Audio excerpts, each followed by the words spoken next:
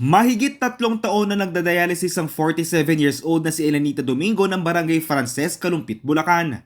Hindi umano niya inaasahan na magkakaroon siya ng chronic kidney disease dahilan para siya ay sumailalim sa panghabang buhay na gamutan. Medyo nabigla po kasi iniisip ko po pag dialysis kasi lifetime. Kaya po nung panahon na yung sinabi ng doktor na ako'y magdadialysis, medyo na-stress po ako noon. Pumayat po ako. Saka 1 week po bago ako nakapagpasya na magdadialysis. Umaabot umano sa 1,300 pesos ang kanya binabayaran sa kada sesyon.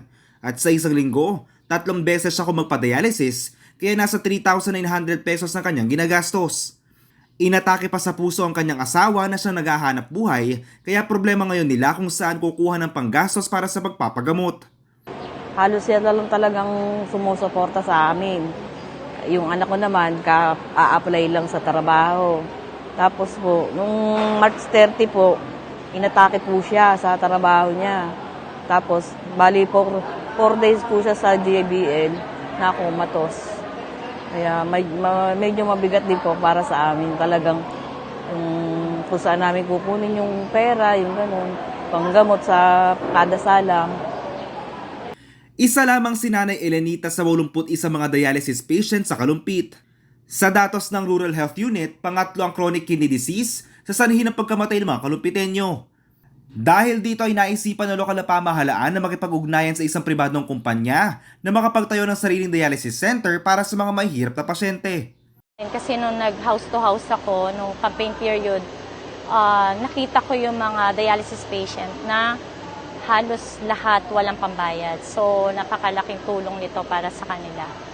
Pero nung nakita ko na madaling kausap at itong Stereotex company at willing sila dun sa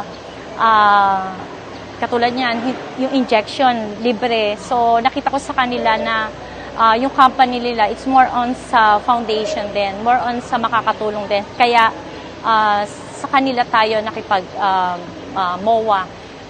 Mayroon na umunong available na gusali sa Barangay Canyoga kung kaya't hindi na kailangan pa magtayo ng bago para sa dialysis center na may 15 dialysis machines.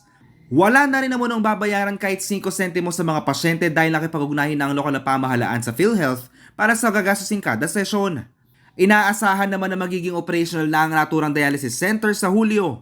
Miyerkules, March 1, nang pirmahan ng Kalumpit LGU at ng pribadong kumpanya ang Memorandum of Agreement para sa proyekto.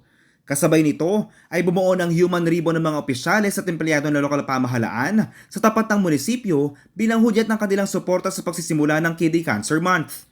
Ako si JM De Jesus, taga rito kasama nyo. Para sa CLTV 36 News, atin to.